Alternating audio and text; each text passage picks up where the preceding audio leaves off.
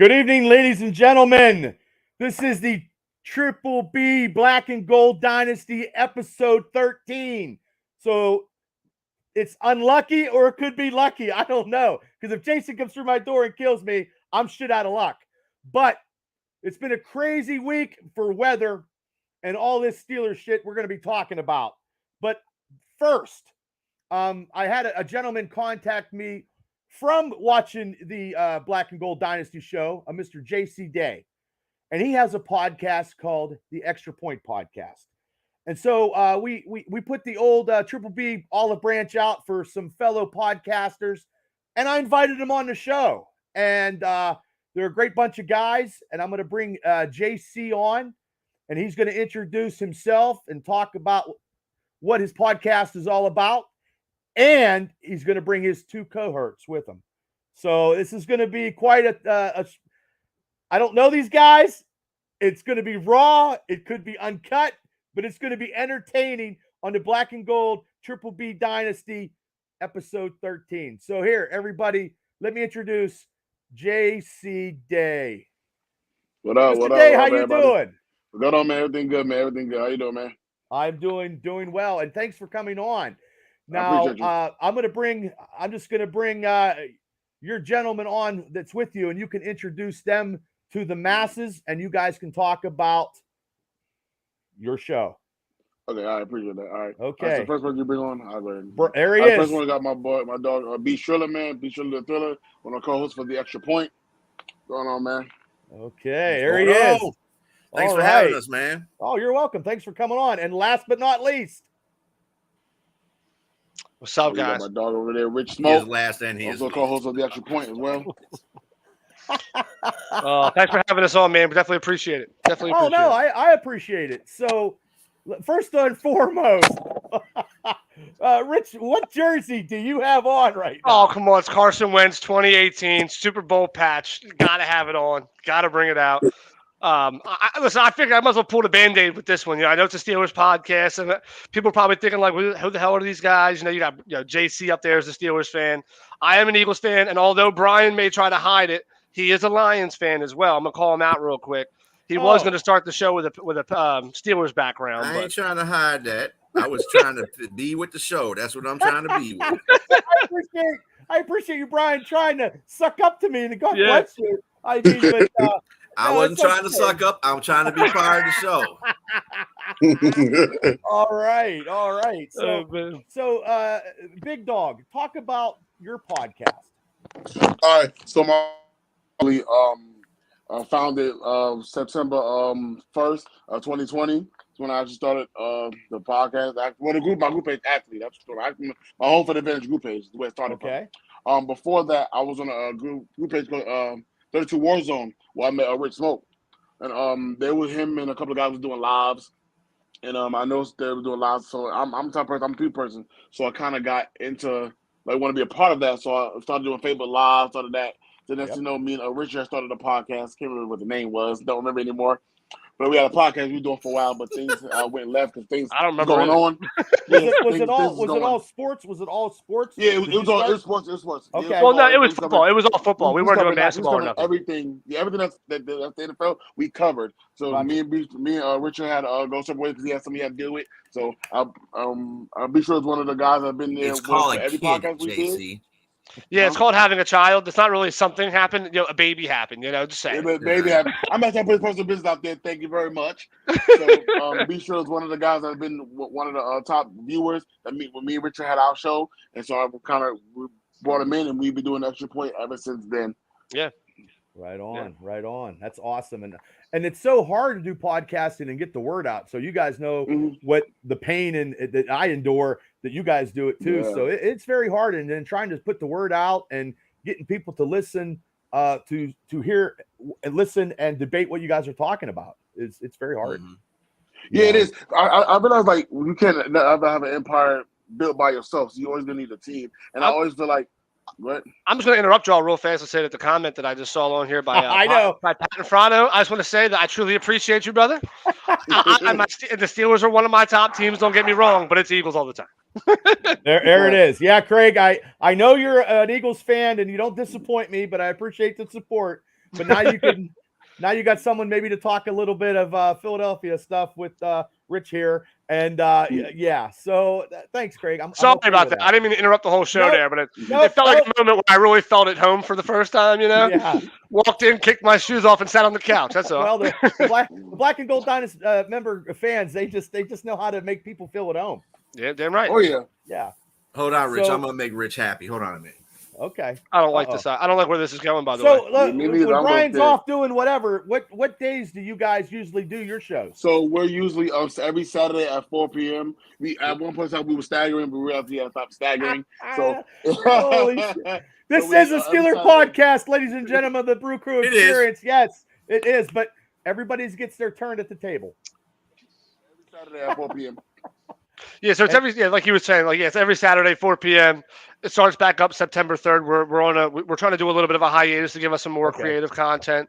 It gets hard to talk about the whole NFL all the time. It's at least with one team, you can kind of fixate on certain players. You could do past stuff. When you're doing the whole NFL, it gets really bland, really quick. And then you start to run out of topics in a matter of, one episode. Now you got to wait 3 weeks before anything interesting happens. So it just becomes a lot of speculating of, what's going to happen with this team this year? Nobody cares. It's July. We're not thinking that far ahead yet, So it's, Well, as soon as July hits, I'm ready to go. Like when some aren't though, I am. I'm ready. I mean, I don't know. Are you guys ready when it's like training camp time? I'm ready. I'm ready in February when the Super Bowl ends. I'm already getting ready for the draft and preparing myself for who we're going to take. And I'm looking at all the draft picks out there, and I'm trying to get my draft board going. I'm watching all the way around. Okay. Yeah, we're all on the same page.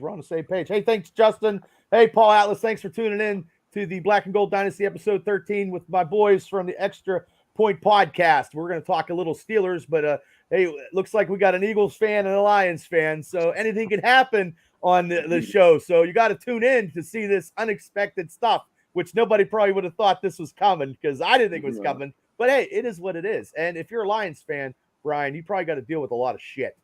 Hell, I got to deal with a lot of shit with these two. I'll see you week one, buddy. I'll see you week one. Especially with that homer up there.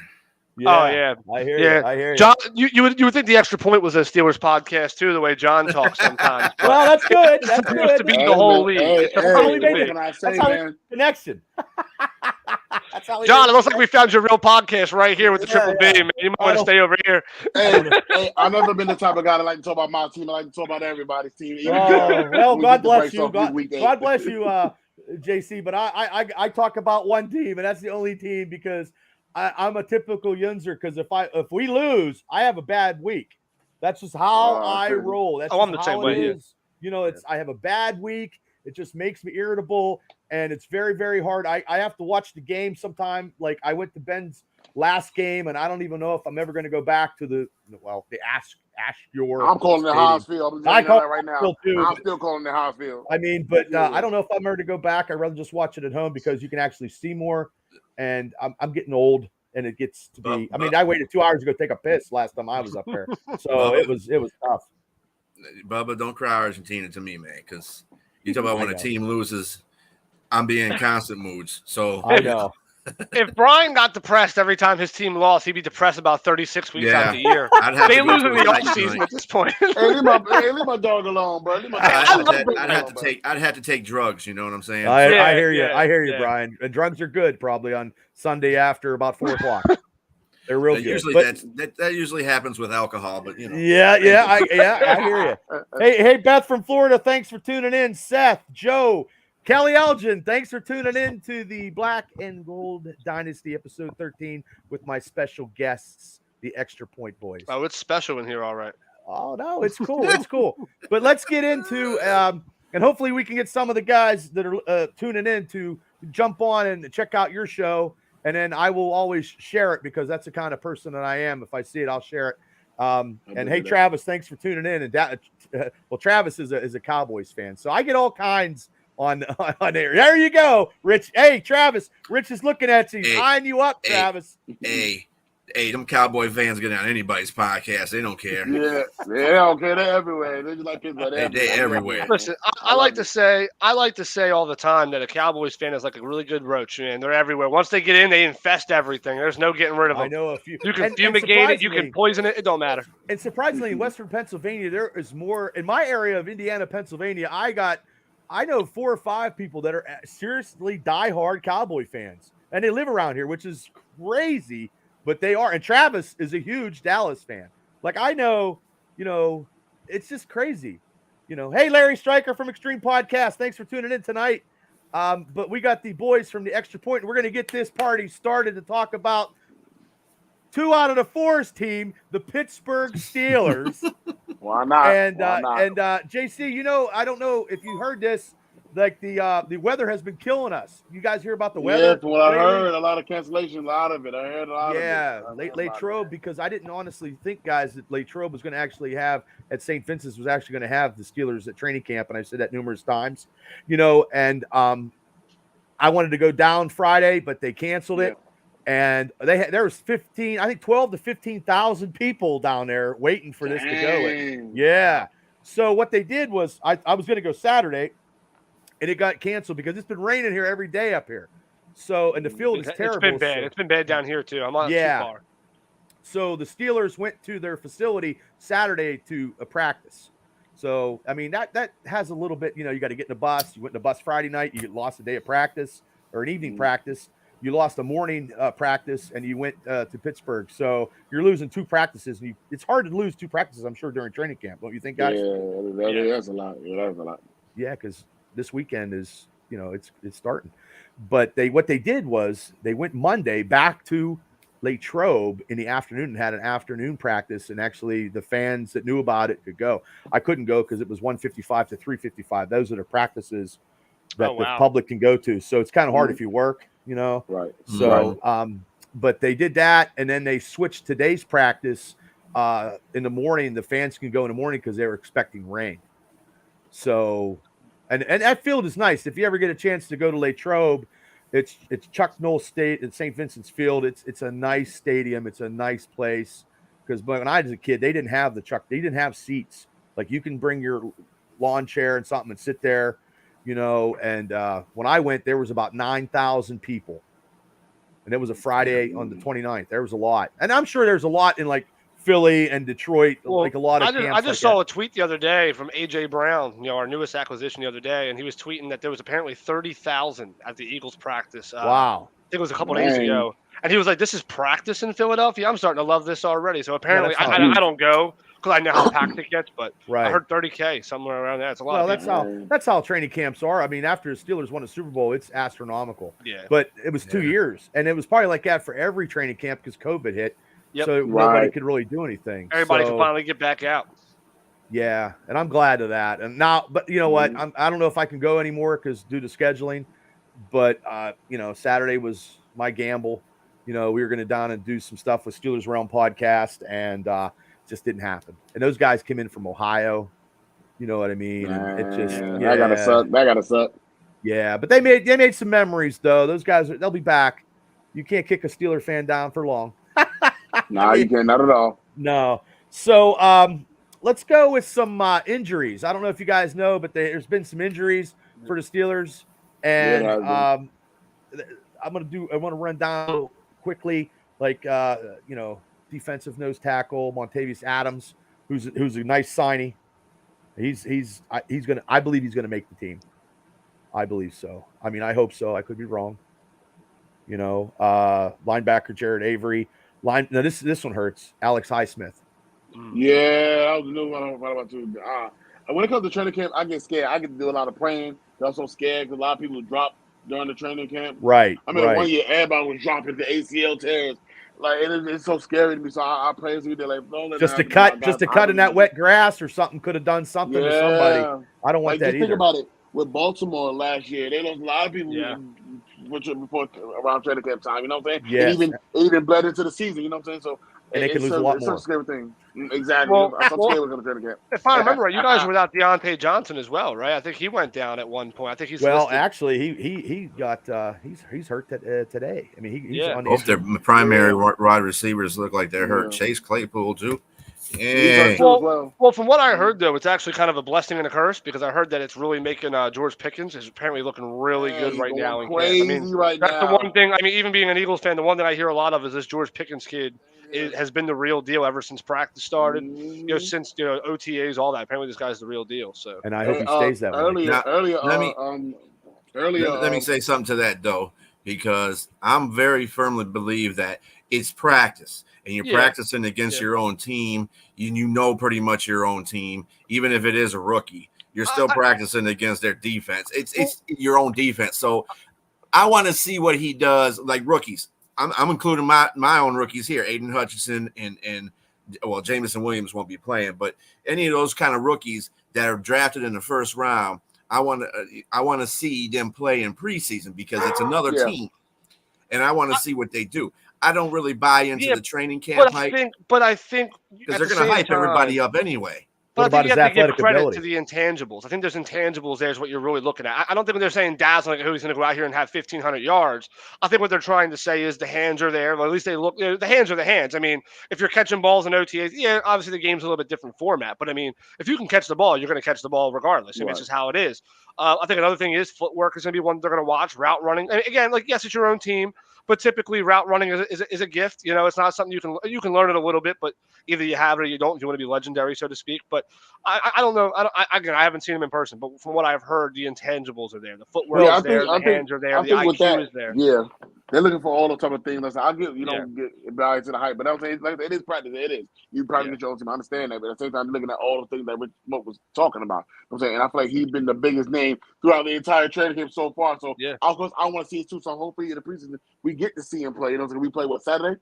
So Saturday at 7:00 against Seattle Seahawks. Yeah, so we'll be able to see what we want to see. Not only will we be seeing him, we'll be looking at the competition of the QBs for Mitsubishi, Mason, and Kenny Pickens. So that maybe let us look that way too. Well, I think the cohesiveness, gentlemen, is with Pickens and Trubisky. I think they've been doing that, forming some kind of chemistry there. Chemistry. Chemistry, because he had a big pass. When I went there, he caught one on the sidelines and he was gone. And they couldn't catch him.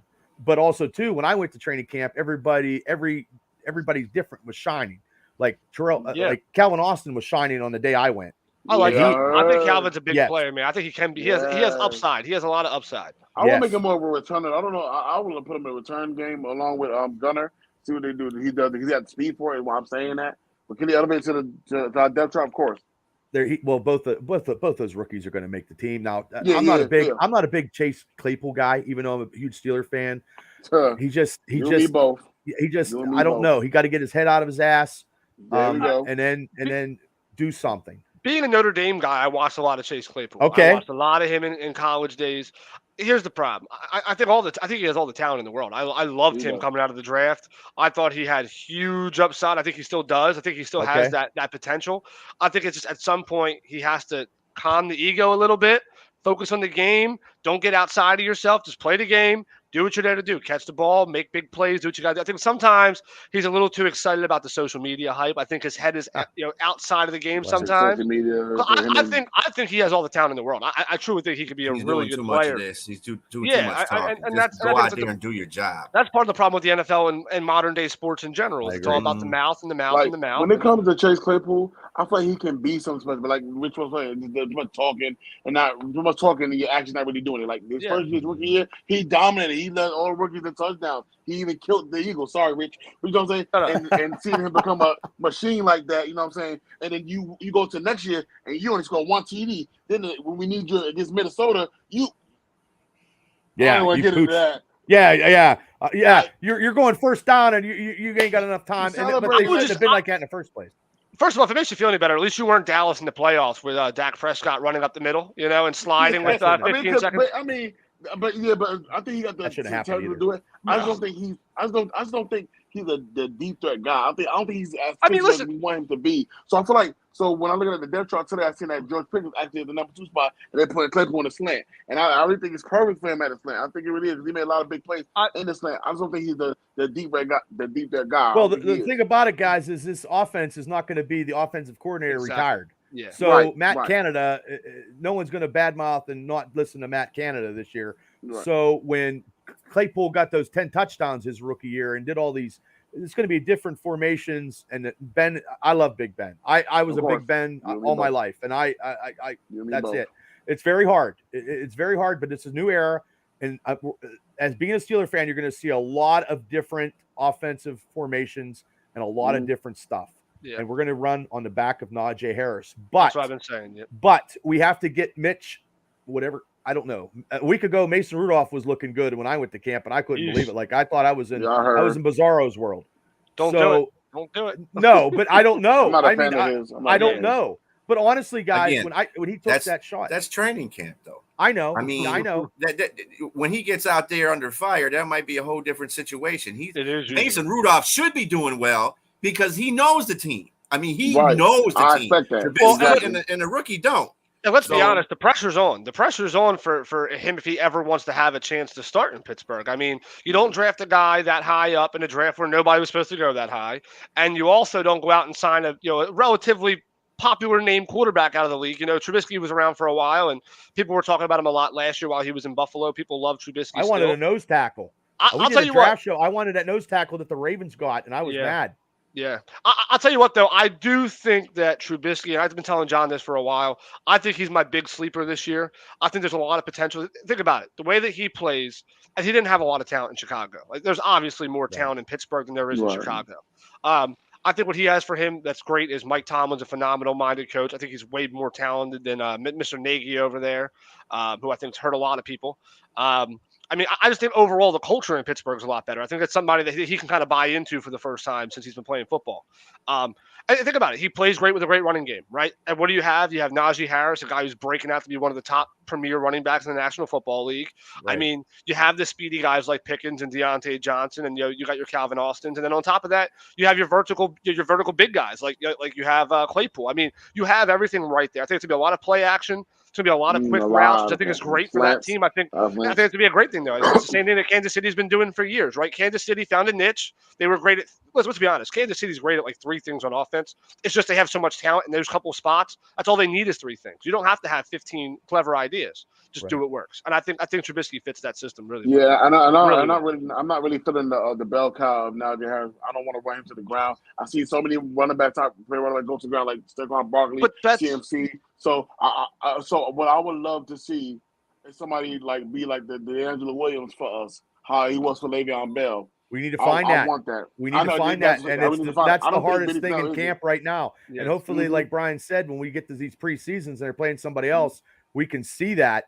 But it's not like, Najee wants 500 carries. There ain't no way. There is no way. And it's not even that you need to find somebody who's going to take half the load. You just need to find those utility guys. Like, for example, like Philadelphia has been really big on, guys like Boston Scott, guys that nobody would usually want, but he's so great out of the backfield, pretty decent in the return game. Great, he does a lot of things well. He's not dominant. I mean, he's not going to be somebody's starter anytime soon. Right. But what he does is he plugs in for a very specific. Look at Darren Sproles. Darren Sproles made his entire career off of just being a niche. Like, he just found that one thing he did really well. He returned well, great receiving back. He took some pressure off the starters, gave him some rest time. That's all you really need. You don't need a full, 3-down back. All you need is that one guy for a couple plays, take some pressure, give him a chance to sit down and rest, and take over that offense a little bit. Go ahead, JC. Go ahead. And what I like, and who I paint the picture for that is Anthony McFarland. But I feel like he got a health issue. I think he got great speed, great agility, great ball carrier, but I feel like he cannot stay healthy.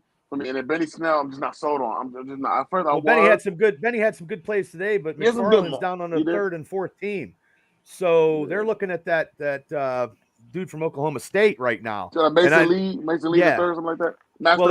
That's the guy from Ohio State. So this weekend we are going to see, because Najee's not going to, definitely, because he's out. He hasn't been practicing. So all these running backs we are going to see in game conditions against Seattle Saturday night. So someone has to break this bubble of the second tier quarter running back. Right. They just need to, and we need that.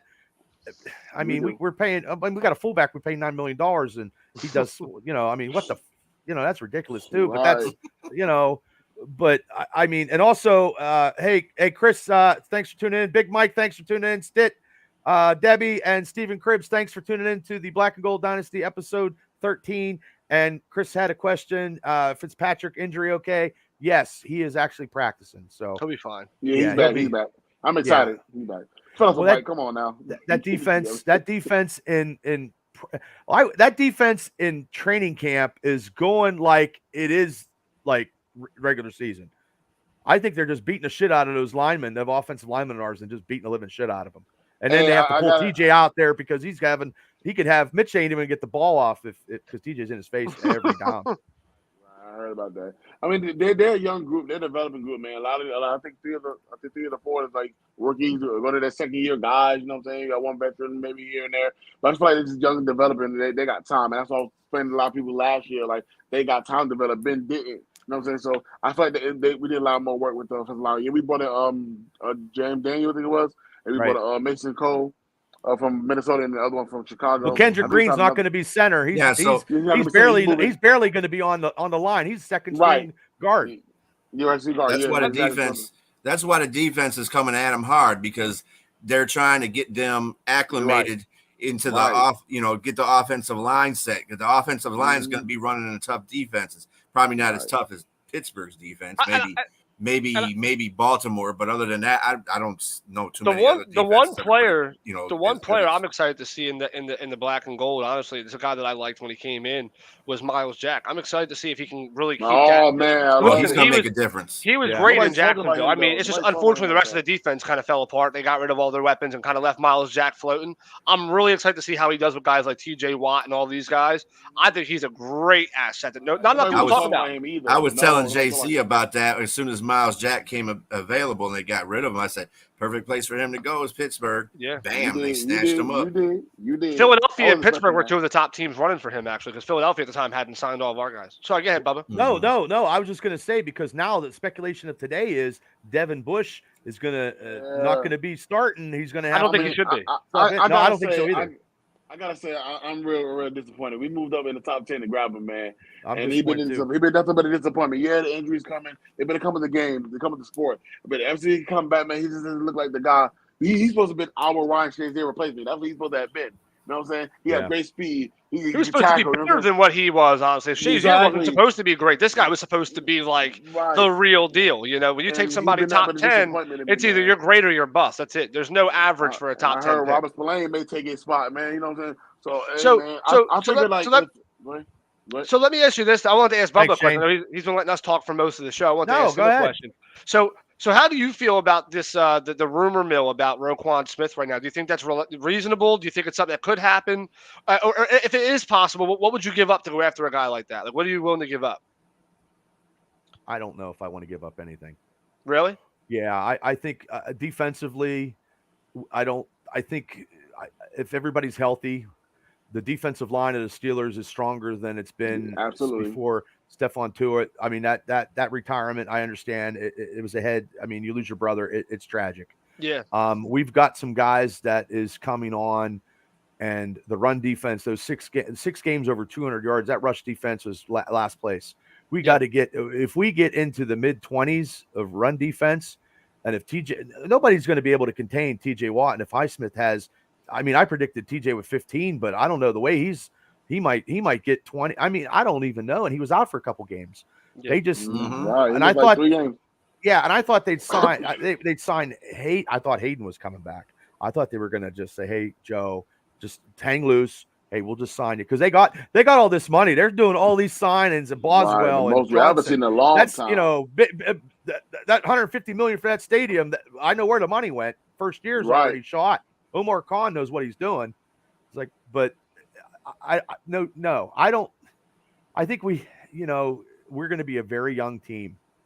And it's a good thing. It's a good thing. Not at first, it's not, but over the time, it is now because the first game, like I heard somewhere that Burrows is messed up, right? Yeah. Yeah, even longer than anticipated. I'll take the opportunity to say, God.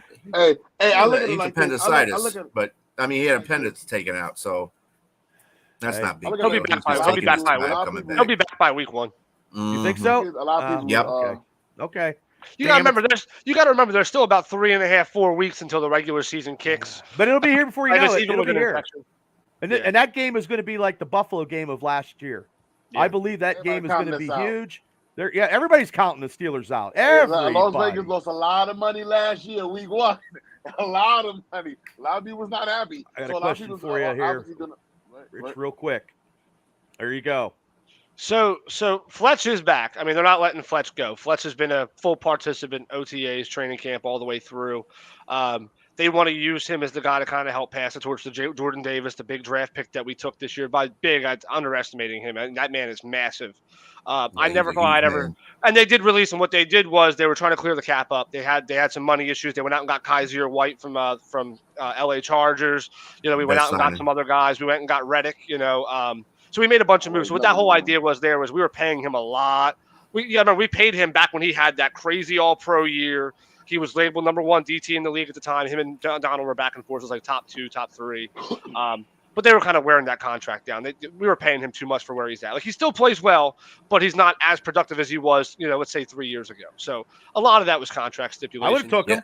I also heard that Brandon Graham took a spot on the second or third team, and he said, "I have no problem with that as long as I can contribute." That's a team player. Yeah. For now, he's going to be probably second or third. But the goal behind that too is they're just trying to see where everybody fits in and how what line. Because again, it's defensive line these days. It used to be back in the 80s and 90s where you had the same lineman play all the time until somebody was completely exhausted. Now it's strategic. Certain rundowns, you're going to bring out a different package. You're going to bring out different players, and you rotate a lot more than you used to. So I think the idea is that Graham's kind of lost this step. I mean, great pass rusher, but rushing defense, he's not particularly the guy you want on the end. But he'll probably start within. There you go, Craig. There you go, Craig. An answer from a Philadelphia Eagles fan to another Philadelphia Eagles fan, but Craig's second team. So, but that's I would have never known that. So hey, Stephen Harris, thanks for tuning in. Beth, yes, you gotta love our support. I do. Yeah, Brian Yeager, thanks for tuning in. Ain't nothing wrong with that. I don't know who opened a beer, Brian. It wasn't me. I got water today.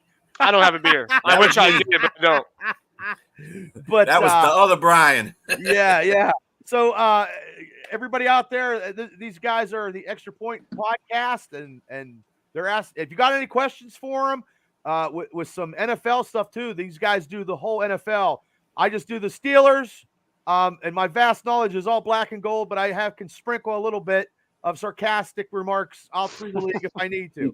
But these guys know their football, and I'm enjoying them on the show. So if you guys have any questions, Craig, that was great with your Eagles stuff, and I'm sure you got a couple more, and Rich probably will answer them. So if anybody else on Facebook want to ask these 3 gentlemen anything, I'll let them know. So, but appreciate the questions, by the way, fellas.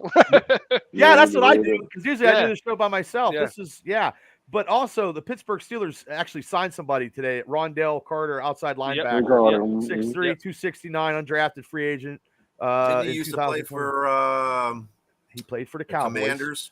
He was with the Cowboys, and he was played with the Cowboys or the Commanders. He played for the Cardinals also. Oh, shit. Oh, okay. Hey, guys, I got a question. Brian Yeager got a question for you.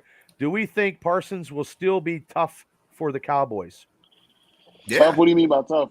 Do you mean talented? Do you mean like dominant still? I mean, I'm gonna say yeah. As an Eagles fan, I'll tell you right now, he is a problem. I mean, I can't stand that he went there. I mean, I live in Pennsylvania. We all know about Penn State, and my fiance. My fiance is a big Penn State fan. I'm not a Penn State fan, by the way, but she is. And I was very, very upset to see Michael Parsons go inside the division. I'm not going to lie to you. It really upset me. that boy he's sideline to sideline. He's rushing defense. He's pass rush. You name it, the boy can do it. He can cover it. There you go, Lumberjack. See, these guys know their football. So I liked him at Penn State, and he was fast last year for the Cowboys. Dude, I feel like every highlight film that you watch, he's somewhere in the frame. If he's not the one making the tackle, he's always in the frame somewhere, and it's frustrating. Yeah, he's one of them guys that drives. You know what? When they had that draft, the Lions drafted third. They took the offensive lineman Sewell, and I said, "Man, we should have got Parsons." Well, Sewell has worked out. He's a pretty decent offensive lineman. He's going to get better as time goes on. I can see I can see the improvement. In fact, him and Hutchinson been going at it in training camp. That's been the best sight I've seen because Hutchinson's got to learn shit, and then Sewell's there. He's a second-year guy now, so those are good battles. But man, we need linebackers, and this is what I was talking about. Roquan, Smith. Hey, did Chicago and come to Detroit because they ain't trading him in division? They ain't trading him in division. No, nah, not at all. You know that. We always trade in division. But I will say that about not him though. Now he gonna be a big. Not him. See, Jamal Williams is from where? Green Bay. We got him. He's a decent running back. I don't know about Roquan. I don't know about Roquan though. Justin Fields has enough pressure. Yeah. I don't think. Listen, we're all buddies. We are all buddies, but we do get fiery with each other sometimes. Well, so if anybody in the comments thinks that we hate each other, it's supposed to look that way. But no, we do love each other. It's a brotherhood. That's what it is. Everybody gets fired up over the NFL topics, and if your team, I mean, I know I get fired up. When somebody thinks they know something about the Steelers. Shoot, damn it, it's football. Yeah, and they don't even know. And I'm like, shut your hole. So week 8 early today. Week 8. This one's for you. Week 8, Brian. Before you go on, Rich, my son Seth loves the Lions. They have gone to a few Thanksgiving Day games, but they have been the closet fan. Love Campbell. He's a great young coach. So this is some Lion love that's coming your way, Brian. Yeah, we hope that Dan Campbell in the second year shows the same energy as he did the first year. It looks like he's doing the same thing, and I think the players are pretty much buying into his whole situation. So we'll see. It's something that's different with the Lions because we don't have that. Everybody talks about culture. It's just culture is just bad. Right. For the Lions. We had Matt Patricia. I'm so happy that he's in New England, fucking their whole offensive lineup now. Yeah, anyway. Me too. I hate fucking New England. I know Cable's probably watching because he's my co-host. Cable is a big New England Patriots fan. And yes, Beth, please never have a Ravens fan on. I'll go to jail. And I appreciate that. You like this match, by the way? Yeah, I do like that. Thank you. This is for Cable for you. That's all. I just want to remind them of that. Yeah. See, Cable and Chris Elliott, thanks for watching. Rick and Patty, thanks for watching the Black and Gold Dynasty with the Extra Point podcast, guys. And these guys know their football. So if you have any questions that's not even Steelers related, we got a few in. These guys would be more than happy to answer them because it's a bigger podcast here. It's expanded from Western Pennsylvania to a little bit. We've got everybody from different parts of the United States on this podcast right now. The goal, you know what? The goal should always be to help each other expand, right? I think sometimes you got some podcasters out there where it becomes a little too aggressive and it's a fight for views. I mean, there's always plenty to go around, right? We all have our own thing. We all have different personalities. We all have different topics. There's enough room for everybody to be able to enjoy everything. I mean, that's just the reality of podcasting. Oh man, yeah, I know. Me and John have been talking about this. I got Brian and his Lions week 1. I got JC's Pittsburgh week 8. We're gonna have a lot of battles on the Extra Point this year, so don't miss that. Good. Oh yeah, that's good. It's gonna be a fun time this year. Is that a home? That a home? I don't know the schedule. I mean, I know the schedule, but I don't know where they're playing. Now we go to their house. Now I hate going out there. Why? Come on. What are you trying to say? I don't. Philadelphia's. I got a bad. I've been to Philly one time. I went to the ECW arena one time, and I thought I was gonna die in a carjacking. And it just, you guys are arrested. You guys beat up Santa and arrested Santa Claus and all that. You guys. That was Santa. That was 1976 or 1970. Come on, give me a break, man. I don't forget shit. I mean, I do forget something. I had a couple concussions, but I'm not going to watch. I'm not going to an Eagles game to watch Eagles at home. Listen, if anybody is safe in a Philadelphia stadium, it's typically Steelers fans, though. I mean, I'll tell you right now, 80% of the Eagles fans that I know always root for the Patriots second.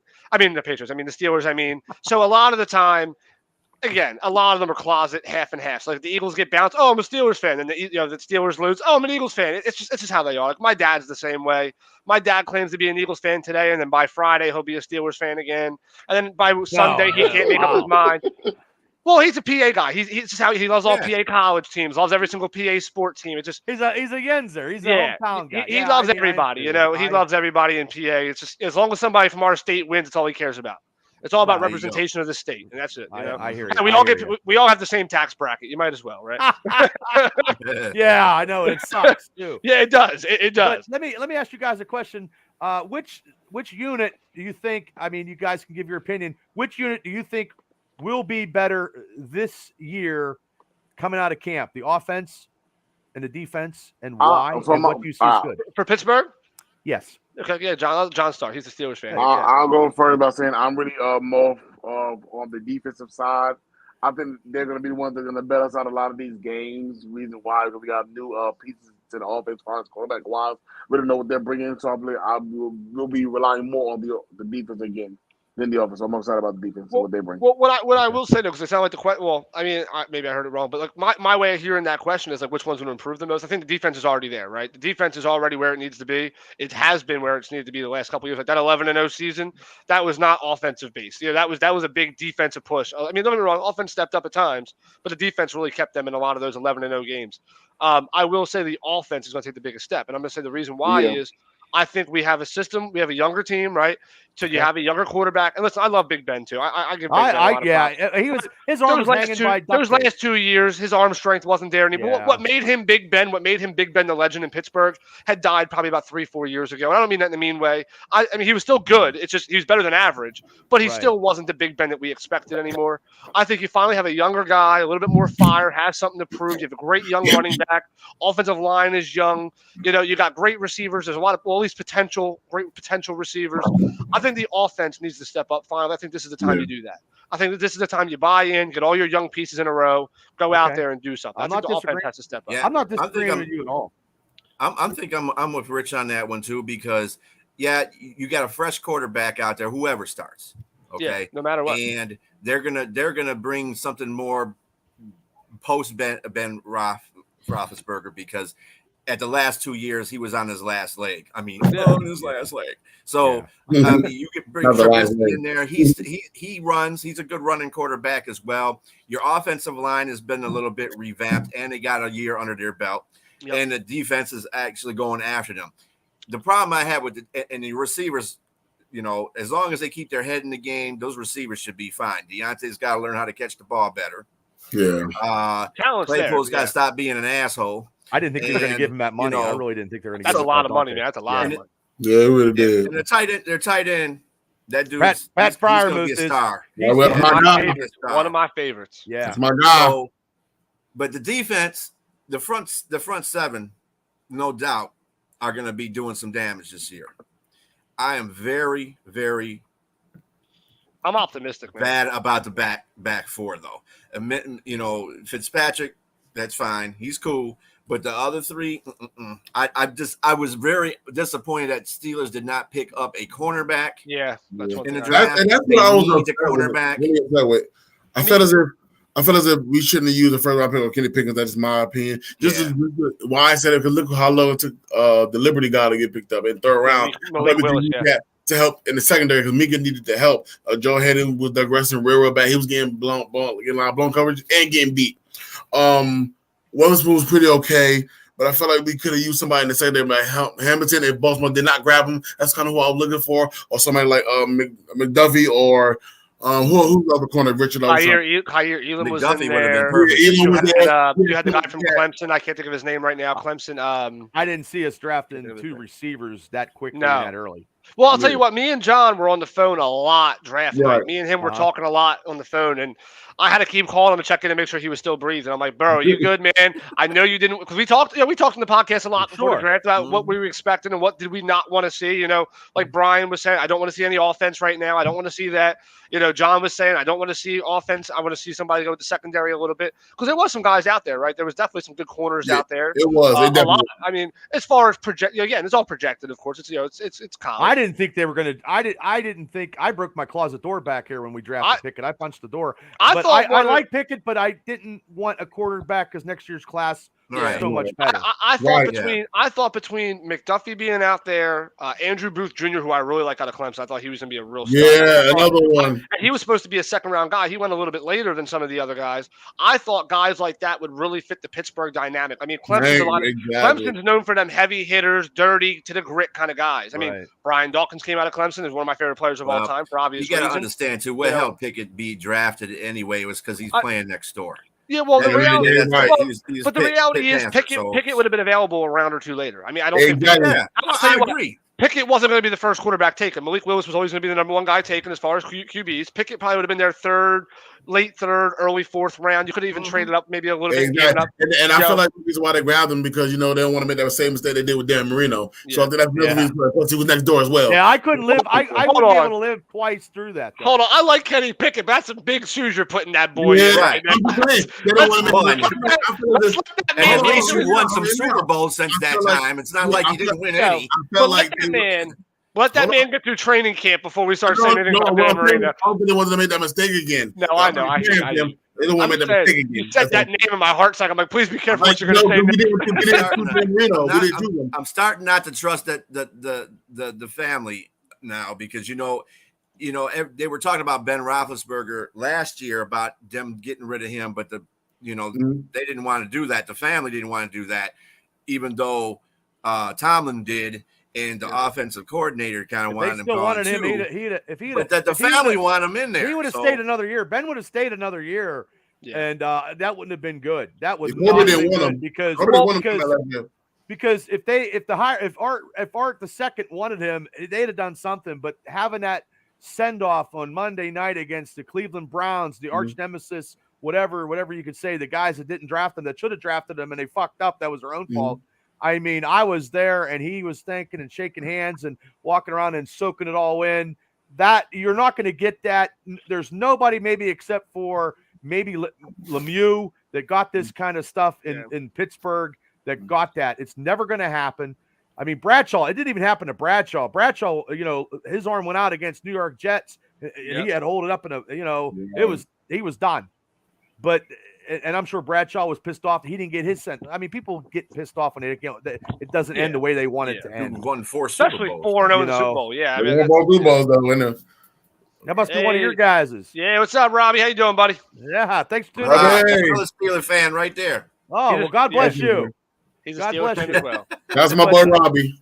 But I mean, Brian Yeager said that Pickens is going to be a stud, and I believe that. But we got to give him the ball and the quarterback debate. It could be a hot seat, but I think it has to be Trubisky. I think it has to be Trubisky. It has to be. I mean, listen, you got to go with the veteran hand. You got to go with the guy with the most experience, right? Especially here's the thing, and this is and you guys are going through this for the first time since Tommy Maddox. Let's be honest, right? Like you guys haven't had a passing of the torch since Maddox. I know you guys had your batches and all that. Listen, well, the '80s was. Yeah, the '80s was terrible. Yeah, Bobby Brister and all them. Well, so Brister won a ring. Kevin O'Connell at one point, I think you guys had back then. I mean, listen, I know my Steelers history too. I don't talk about them all the time, but I know my Steelers stuff. I hear you. You guys haven't gone through a passing of the torch since what 2003, 04, whatever. It's been a long time. World. We are going into a new world, and it's still scary. And I'll tell you, as an Eagles fan, it was hard because I'll tell you what, we had McNabb for most of my younger years, right? So McNabb was the guy, and when you have to go from the guy you're used to, you have expectations, making the playoffs all the time. He had a damn near MVP season. Like it's just you're used to that kind of talent. And then look, we went through a really weird point. Sam Bradford and Mark Sanchez, and we had some really weird starters out there. I mean, so again, it's I'm not saying you're going to go through that terrible period. Carson Wentz played really well though at first. I mean, we don't give the man some credit. He beat us that 1 year. He beat us bad. Bad too. Yeah. I let John know all about that when that happened too. That was bad. That's why he got up and left. But but my thing is, I mean, I think I tease more about Tebow than I do about the Eagles women. That's a whole separate thing. That was bad too. But when it comes down to, I think this is a really good part in like Pittsburgh's as far as what they're going through right now is a good thing. I mean, I told John the only complaint that I had about Pittsburgh was that this didn't start 3 years ago.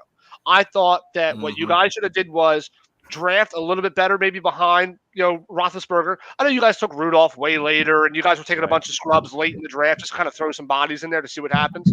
But I really thought that the pursuit of a starting quarterback after Ben should have already started. Because think about it. Now you're going to have a bunch of young guys learning off of each other. Well, there's not a lot to learn there yet, right? Trubisky played a whole different game. Pickett's coming out of his rookie year. Rudolph learned behind him a little bit, but let's be honest. I mean, he's nowhere near a Ben Roethlisberger. I thought the one thing they should have did was they should have owned up to the fact that Big Ben's almost done, right? Let's go after a stud now. Let him grow behind Ben. Let's give him some reps. Let's give him time to learn. And then this way, when Ben walks away, the passing of the torch is a little bit more smooth. I think now that's kind of why Pittsburgh fans Ben wasn't going to let that happen. It's a rush job. Ben got that ego. That's why Mason, he didn't like Mason. He wasn't even going to help Mason. Yeah. Because Because his thing was how Jonathan Mason going to help us move forward, like with the issues were, and at the time it was our defense. And so it was like, how's he bringing him, helping our defense out, helping bring pieces to the table. Malone, Mark Malone, wow. But let me ask you this. But let me ask you this. As Steelers fans, did you guys honestly expect a Super Bowl in the last 2 years? I didn't see one. I didn't see one. So again, I get guys. I want a playoff win.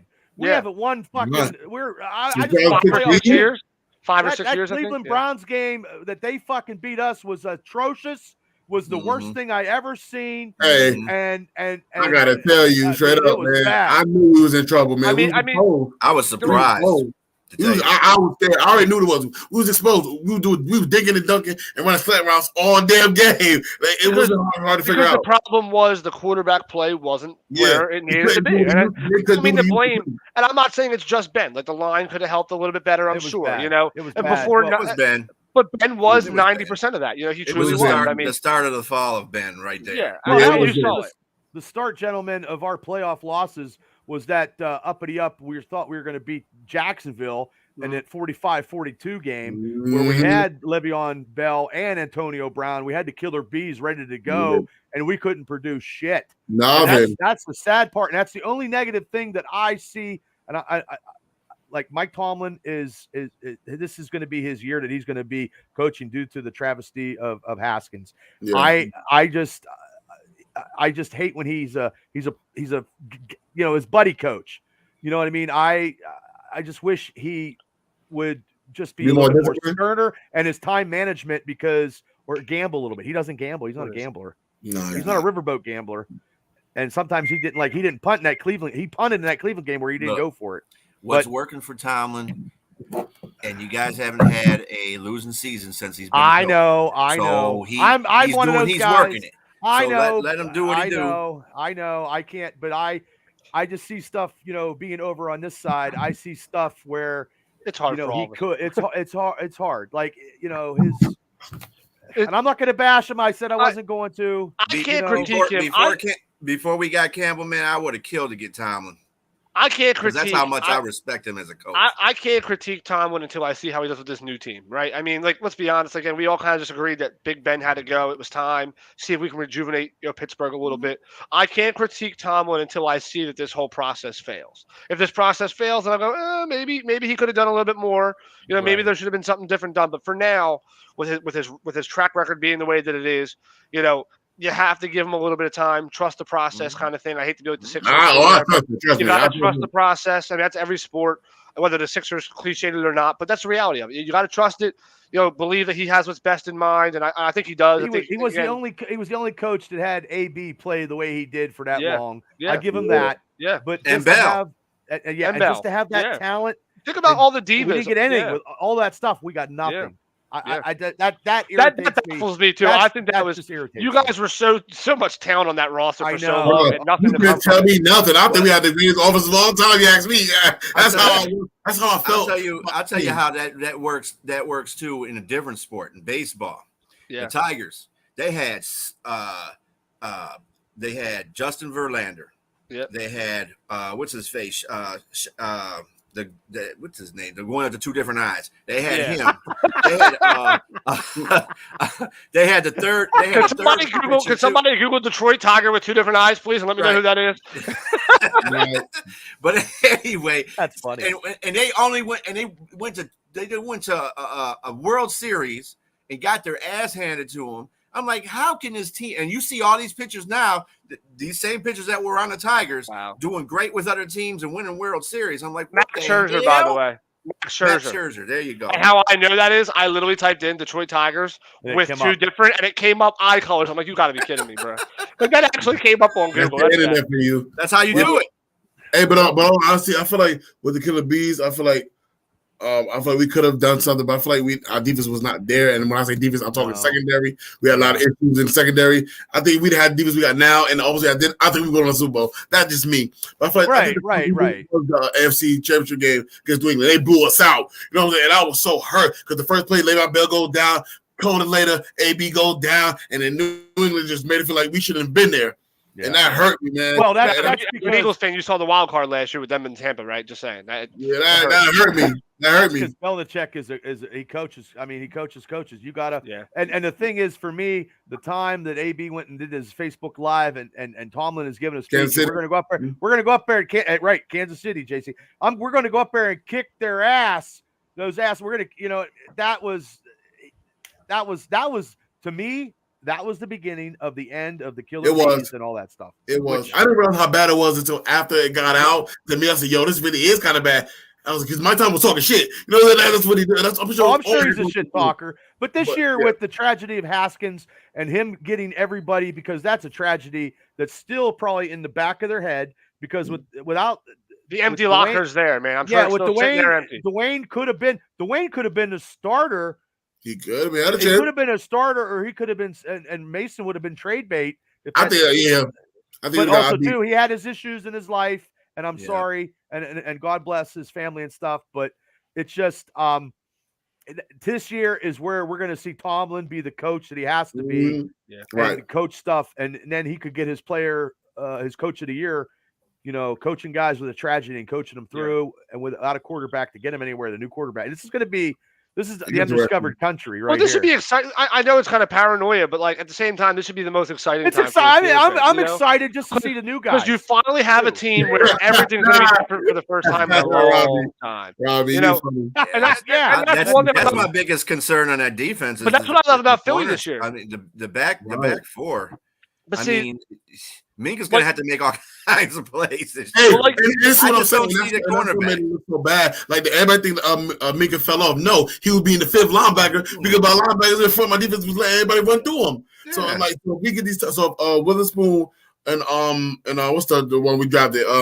Not drafted, but signed from Buffalo. What's the corner? Levi Wallace. Those two get a position right, and Minka can stay back there. Minka can make those plays again, but he couldn't because he was too busy being the fifth linebacker last year. Levi's solid. I mean, he's not great.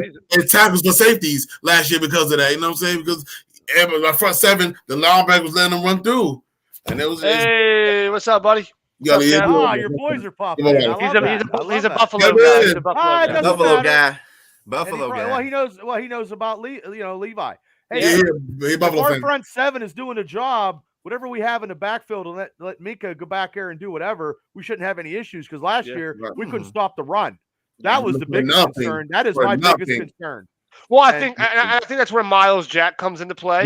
Miles Jack is a great rushing defender. I mean, he's not much of a coverage linebacker, but he is sideline to sideline as far as that run defense. So that's gonna be huge there. Yeah, and that's what you needed. That's really what you need to do. Is even one guy. I mean, it's not going to fix the whole problem, but it does put a Band-Aid on there. And like you said, you're not looking to become a top 5 rushing defense. You're not expecting that. But just to jump maybe 6 or 7 ranks would be great, right? I'm happy with from last to 26 would be nice, right? I mean, the NFL is a hard place to be. Well, we're not respected anymore. Yeah. We had Cook run with a bum shoulder for 200 yards in the first half. Well, you know what it is. Respect. I think you're trying to get back to the old way, right? So, for example, what did Pittsburgh have when they were at their most dominant point? Great defense, right? Yeah. They were a grit and grind, running team, pass the ball when necessary. Defensively, they were hard-nosed. They would, Casey Hampton and all them guys back there. I mean, it's such a great – I mean, I can see going the whole damn roster, but such a great secondary. Not great at times, but sometimes they were always solid. The line was solid. No drama. Yeah, there was no drama. And the best part is now, these guys are young, right? So, now you kind of have a chance to build that fresh culture, go out there, be dominant. That's true. And again, get back to what you do. They damn sure did. That is true. But what we need to do is get back to Mike Tomlin's message when he first became a head coach. Run the ball, stop the run. We need to get back to that, and that's what we were. And I think we can do that with this team. I think we could be. I think Highsmith is somebody's going to step up. I think every year we're going to the third year. He's been better every single year, getting better. And I think him and TJ can do something together, man. But it starts with the front. It starts with the front. We got to stop that run. Well, let me ask you guys. Levi's one of those corners that's kind of like. That's what the nipples for too. Was huge. Yeah. He's huge basically. Their name's not out there a lot, but they play solid corner. Yeah. So I think Wallace will do a good job for y'all. Witherspoon. He was good there in the last quarter. Best corner last year. He's our best corner. Yeah. He got an interception. The whole team. That's not saying much. No. No, I wanted to ask you a question. I said. No, I wanted to ask a question. What you got? Okay, where do you see the Steelers in that division, in that AFC North? Where do you see them ranked? Who, me? Well, I'm going to know what you're going to say. Oh. And I'm going to say the same thing you are, probably. But let's first or second. I'll let you answer. Go ahead. Then I'll answer. You go ahead and answer. I think they're gonna stun some people, and I think I'm gonna go with a wild card. I'm gonna go probably second. I don't want to be like that typical. I'm always like that. Like go Super Bowl or bust. I was like that for a long time. I can't be doing that. Just get into playoffs. And I'm gonna be like I'll say second. As much as I want to say they're gonna take the division again, and I hope they do. But I'm going to go, and I'm not scared of the Ravens, and I'm not really scared of Cincy, but Cincy's beat us the last 3 games, that fucks me off because we beat ourselves. We had that second string quarterback that they had when we were 11-0, and that was the start of it all. Now they got Burrows. That offense is very, very good, but I'm going to say second. That's what I'm going to say. So you guys. All right. If I'm going to be a homer, I'm going to say first. but all reality, you're a homer, so we know it's first. So I'm a homer too, but hey, excuse me. I told Rich this earlier. Everybody got a bit of homerism in them. I don't care what you say. Moving on. I would like second, third, and a wild card spot. I'm not really worried about us making the playoffs. We have people that have crazy homerism. We can make the playoffs. And I do too, JC. My thing is, we can make the playoffs. But I want us to win the playoffs. They're making it. We're making it and have not been winning. I'd rather make the playoffs and win. I like a wild card spot for us too as well. So second, I'll go last. Wild card spot. Brian, you're up. I think Brian. I would rather see us win. I'm going to go with Monkey. I think it's going to be third. You guys are going to still have a winning record. I don't know if you're going to make the playoffs. The AFC is tough this year, and completely tough.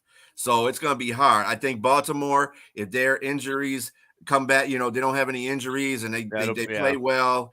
If Cincinnati continues and they got a better offensive line this year too, and nobody's going to cover Chase, so I don't care what team in that in that division's playing, they're not going to cover Chase. So you got that. Third is what I see. Okay. Like I said, you're going to be like 9-8. You're going to still have a winning record. I just don't know if it's going to be playoff worthy. That's the only thing. I don't never doubt Tomlin. That's your key right there. Tomlin is your guy. So he's going to make that team worthy. I think Cleveland is going to be last in that division. So I'm torn. Yeah.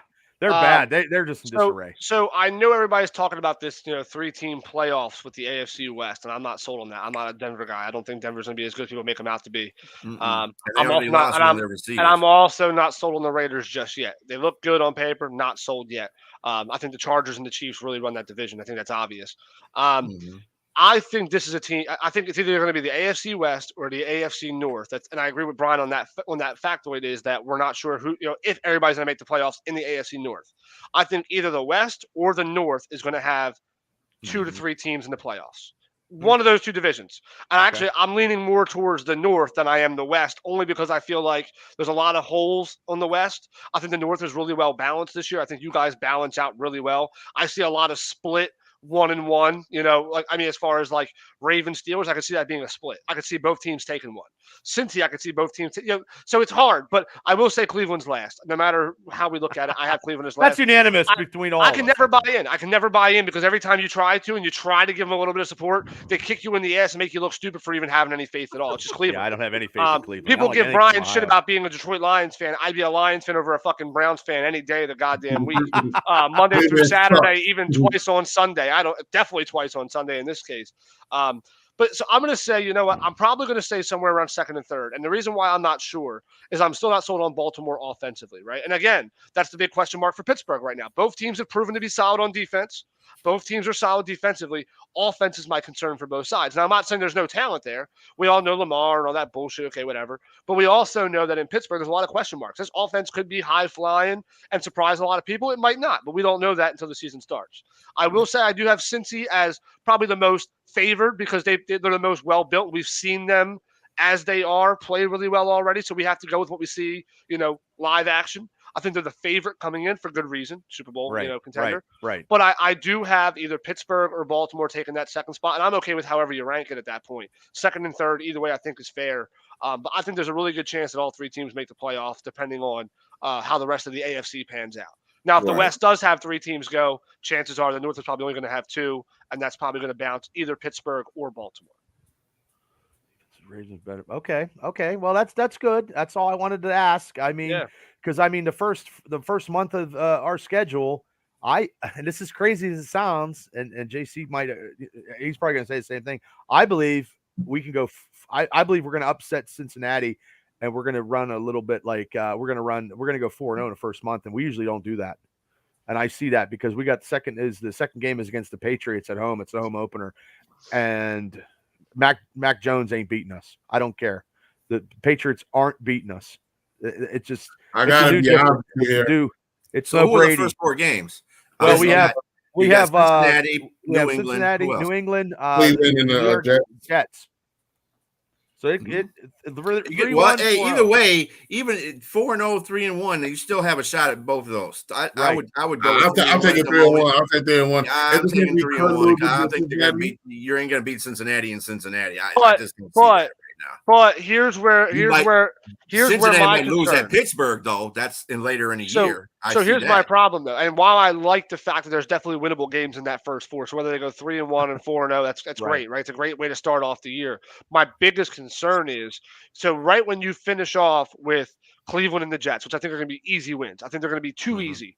I think it's going to make a lot of these guys relax. So they're young, right? They're young. Right. They're going to get relaxed. They're going to be complacent at times. Comes in. They're not going to have, and I agree. But still, even with a great coach, young guys are still going to be young guys. They're still going to make dumb mistakes. They're going to go out, party a little bit, celebrate a little early, talking shit to their friends. Here's my concern following up that first 4 games is then you got to come out at Buffalo. That's a really, really hard game, really hard place to play. Yeah. Then you follow that up with your home, but you play against Tampa, right? Tampa's still very, very well built. Still a lot of talent in Tampa. I know. Then you got Miami, who I have Miami as a dark horse this year. I think they're going to win that one. I think they could, but I think there's a lot. I think it's a dark horse. That's one of those games, though, that could be a trap game where you think you're going to. Well, do you think Brian Flores got something up his sleeve because he's so upset and it's a revenge game for him? That's why I think Pittsburgh's going to win that game. I think they're going to change so much. I don't think Brian Flores is going to have as much knowledge on what they're doing now. I think the Dolphins are a whole new thing now. I think they're going to change personnel, though. He knows personnel. Yeah, but you don't need to know plays. But even if you take that one, so let's say you go 4-0. Let's say somehow you drop that Bills and Bucs game. Now you're 4-2. Now you're 5-3. 5-2 at to beat Miami. Philly and Pittsburgh gonna be a really good game. I think it's gonna be a good game. I think they're very well balanced out. Offenses are both kind of question marks. A lot of new guys. Defensively, both built relatively well. Then you got the Saints, which is definitely winnable. But then you got the Bengals, Colts. Falcons is a pretty easy one. But, it's just I'm just saying there's some stretches in there that I wouldn't sleep on, right? That's my whole thing is. Well, I'm never sleeping on anything because it's the NFL any given Sunday. Yeah, but I always take, and I'm sure JC's the same way, like I'm taking Pittsburgh every game. Yeah. Like I don't bet. And that's what everybody's supposed to do that. Every single game. In reality, you're going to take you might say out loud, oh, yeah, we might lose this one. But in your head, you're like, you motherfuckers better not lose. This better be a win. This better be a win. I don't think it. Fandom is easy. But what you have to do as that person, as that homerism situation, like for me, the Lions, I could say, and Rich could be right. I don't see like the first game we played against Philadelphia. I don't think we might win that game, and I do believe that with all my heart we might not win that game. But I'm looking for what I'm looking for is how close the game is going to be. Yeah. That's what I'm looking for. How good the Lions, how hard the Lions play. Last year they got their ass kicked, but that's because Philadelphia went to a whole different type of offense. And we had no choice. Everybody was hurt. That was rookie coaching. So everybody was hurt right there. Yeah, everybody was hurt, and the receiving game was not there at all. Jalen Hurts was terrible, so we had very little choice. Running game's all we had. I know, Beth. I get nervous too. I don't know why you guys didn't even go to the running game at the beginning of the season. But we should have been doing it. We gave up on it again at the end too. Well, I mean, with that being said, I mean, everybody's going to have it, but it takes when you're realistic about your team. You know what I'm saying? You know where you stand at. This is what I keep trying to tell people who have won Super Bowls. Fans have. I mean, we're not won Super Bowls. I said, don't just sit there and cry about you not doing this and you not doing that. Be a Lions fan, motherfucker. You understand. I don't feel bad for you. I would have packed my shit a long time ago, but I respect people like you, because realistically, there's a lot of fucking bandwagon jumpers on every team. Like every you mean like year. Tampa? You mean like Tampa, right? Yeah, Their fan base quadrupled in 1 year. Nutsack. Yeah, they're on Brady's nutsack because it's Brady, and they just do it every year. They go for everybody, like the Rams. Hey, I'm so I respect people like you, Brian, who, and I always tell people, if they were saying, "Oh, I'm a fan of the Rams," well, who was Merlin Olsen? What? What do you mean, Bubba? Well, you're just, you don't know. You're just a bandwagoner. You know what I mean? Or or if you were a Tampa Bay Bucks fan, like who was Leroy Selman? Who? Oh, Doug wow. Williams? Yeah. What? I'll go back. Hey, if you're to me, who's Vinny if Testaverde? You're a fan, if you're a fan of a franchise, you're first off, you're going to know all the history. You know what I mean? You're going to know all the history. Right. So I mean, and like I said, now last year I knew the Lions weren't going to be the greatest in the world, and that's fine because I knew they were trying to rebuild. They were trying to get a different culture in there. Right. I was surprised that they finished with the record that they did. To tell you the truth, I didn't think they were going to win any games. But anyway, the point of the matter is, but at the same time, I was cheering for Matt Stafford. I wasn't cheering for the Rams. I was cheering for Matt Stafford because look at them. They dogged the shit out of him in Detroit. Detroit people in general and the rest of the league, because he played on Detroit. He went to LA. What does he do? Win a fucking Super Bowl. I told everybody as soon as he leaves here, he's gonna go win a Super Bowl.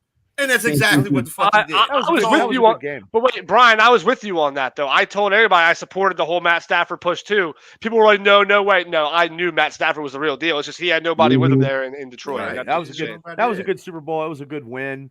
And then he could have retired like Caesar coming out of Rome, and he could have. I would have. There's still too much in the tank. He got a lot. Yeah, I know. Well, you know what? He finally had, and for the first time in his career, he finally has a chance to be able to win. Like he's not just playing ball just to play ball because he loves it. Now he plays because he loves it, and he can win and make money and achieve all the accolades that he got ignored with because he was with Detroit. Because we don't give MVP trophies out to guys that are 4-12. Back when we were doing that, like we don't give it to, even if you have a phenomenal. Look at Matt Schwab with Houston for a couple of years there. He was a stud. But nobody ever gave a shit because he played for Houston. They won maybe 6-7 games if they were lucky. So, it's nice to finally see guys get the attention they deserve because their teams were in the spotlight. I think that's why I told you before the show started, Triple B. I said one of the biggest problems I have is the accolades. I hate when we talk about accolades before we talk about player accomplishments because, again, Matt Stafford easily could have been in the MVP conversation a couple times. The only reason why he wasn't, they weren't a playoff team. They weren't pushing for 11-0. And that's what we have to stop looking at is the team success. Yes, of course, the quarterback comes first. I get all that. But there's only so much you can do as an individual player. You can be the best quarterback in the world. Look at Marino. How many rings does the guy have? None. And the thing that used to piss me off a lot about Stafford is like they'd say, "Oh, Kelvin Johnson made Stafford." That motherfucker did. Stafford did better without Calvin Johnson. He did with him. At all. Turned the ball over next year. The next year, he had the highest quarterback rating of his career at the time. Because without Calvin, because he wasn't being told to force the ball to the same spot all the fucking time. Exactly. That's what it is. It's that pressure that Tom Brady had in New England with Randy Moss. When you have a guy like that, you have to throw him the ball 47 times. And with Antonio Brown, if he didn't get same thing, he'll cry like a little bitch. He'd be pissed off. Yeah. So it works. Calvin Johnson wasn't that type of a guy. I mean, you could say he was pissed, but he was crying like a little bitch. That's what he was doing. Calvin Johnson wasn't that type of a guy where he had. No, Calvin was solid. He was solid. No, he was a good. It was just the fact that he was a big target. And I think the Calvin thing was an ownership thing. They were probably like, hey, you better get the ball to this guy. He's the only thing that we have. Throw the fucking ball. So I think there was a lot of pressure from ownership to GM to coach. And then that pressure went on Matthew Stafford. And I think he was put in a really unfair position for a long time, which sucks. I know I'm going to go to hell for saying this, but we're all going to hell. We're all going to hell. The best thing about the Ford, the best thing about what happened to the Lions is William Clay Ford passed away. Because if he would have stayed on that team, he would have really drove that team to the ground. And it was his wife took it over and she said, you know what? Hell no, I can't deal with this shit either. So he gave it to the daughter-in-law, Sheila. So Sheila was like, okay, yeah, I'll take it. And I'm removing Ford from my name because she did that. I think Well, the there you Cowboys fans. That told me everything right there when she did that. Well, there you I think, go. I think There you Cowboys go. fans are still trying to put We winning. poison. If you're a Cowboys fan, you got to put poison in Jerry Jones's coffee or something because that guy got Yeah. He doesn't. He go ain't back gonna at change all. his ways. He's not gonna change Well, his ways. let me let's before we get out of here, I want to do this to end it. Little trivia stuff because you guys know your football. I see that and hear that. Yeah. I want to hear two of your greatest football players in the past or in the present now. And I'll start with you, Rich. Two players. Oh, god damn. All right, well, I gotta do it the way I gotta do it. I'm gonna do one offense, one defense, just because I think you have to have one of both. Okay. My favorite. So I'm gonna go offensively. Any team, guys. Any team. Yeah, offensively, I have to go with Ladainian Tomlinson. I mean, I remember growing up watching him at TCU in '98, '99, 2000, watching him get drafted in 2001. Absolute beast all the way around, right? I love that all-around game. Okay. Defensively, and I do have to go with one Eagle here because I mean it was my whole childhood. It was my growing up. I have to go Brian Dawkins, one of my favorite hard hitters, Okay. ball hawk monster. I mean, absolute monster. Those are my two. Gotcha. Okay. You know why he was good, right? Because he's his name's Brian Brian. Dawkins. Because he's Brian Dawkins. Because He didn't curse either, which kind of makes him even scarier. Okay, JC, He's what the about dog you? shit. All right, for me, I'm gonna go defense. Troy Polamalu, man, like that's been my guy. That's the reason I started watching football. That guy, man, I love hybrid guys. They compared the linebacker, who can blitz and cover you, and he was a wreck, man. You had to look for the long hair. You had to look for 43, man, and he was everywhere. The strip interception is still my favorite. Yeah, he was great. He was great. Fingertip interception is still one of my favorite of all time. By the way. Right. That little curl, that is the most ridiculous bullshit. He had stick him on his fingertip. That's some bullshit. That shit was fake. That was Head and Shoulders. Oh my god. And then, for real, man. It's my guy. And then offense is obviously Roethlisberger, man. Man got a hard line, man. Somebody that never gives up, man. That Double stealer game, man. Despite it. What people said about him is off the field issues. We got all that, but as a player, man, got a hard of a line, man. Hey, Ryan, the Ravens fans in the house. Oh, okay. Yeah, well, Ed Reed. Welcome to the Black and Gold Steeler podcast, brother. Ed Reed played for the Texans, right? Yeah, he's doing the Texas Ed Reed. It was a joke. So he never played for the Ravens. I thought Ed Reed was a Texan his whole career. Well, I'll give mine real quick, and I'll end it with Brian. Now, mine, because I'm an old school Steeler fan, and I met him, and God damn, you fucking got it, brother. I love Lambert. He's a prick. Lambert. I love Lambert. He was a prick in real life when I met him. Tried to buy him a drink, and he wouldn't take it. And he was a prick because he was an Armstrong County deputy game commission guy. About a half hour. He was a prick. And the way he played when I was a kid was something. I mean, his last game when he had that turf toe, was terrible. And I didn't understand when I was a kid what happened with that. But I agree with JC on my other recent player is Big Ben.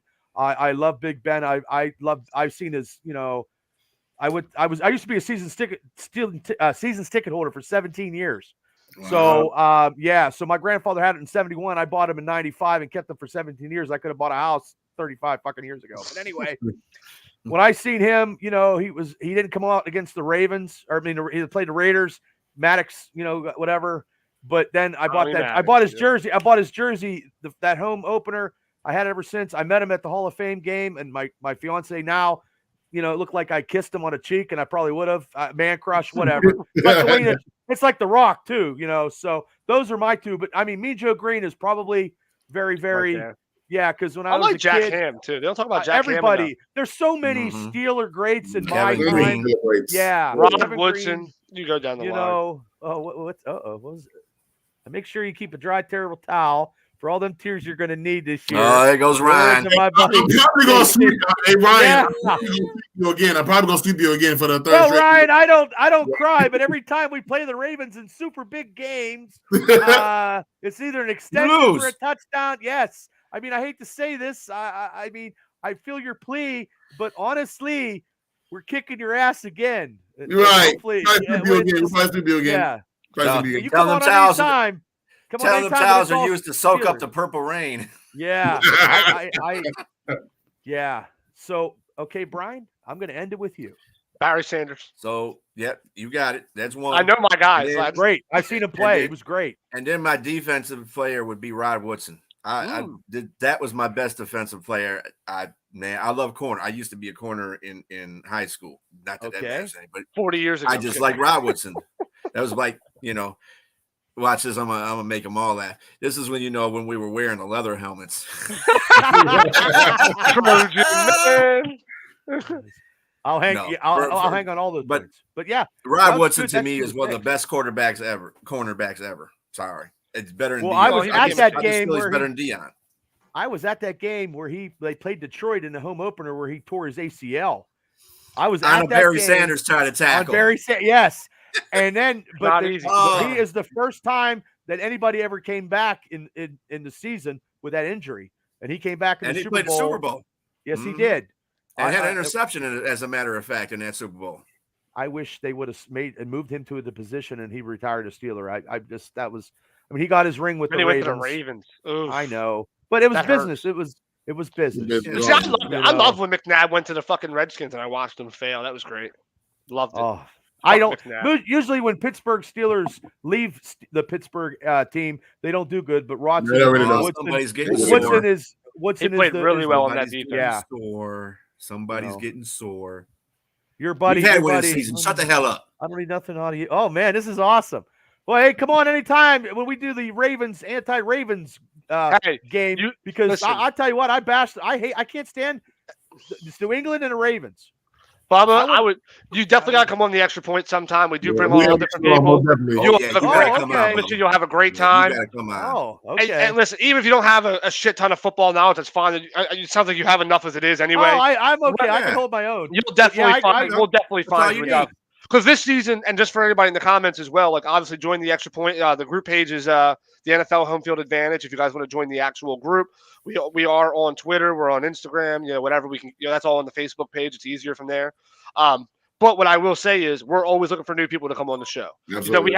We have our regulars, but it's nice. And as you saw tonight, this has been a good time. Like it's nice to have fresh faces, fresh opinions, different outlooks, different takes on things that you wouldn't usually get. It'd be great to have anybody on. So if any of you guys are ever interested, I'm sure Brian and John are with me on saying we'd love to have anybody new. Oh, your boy, he's coming. He's to come back. He original.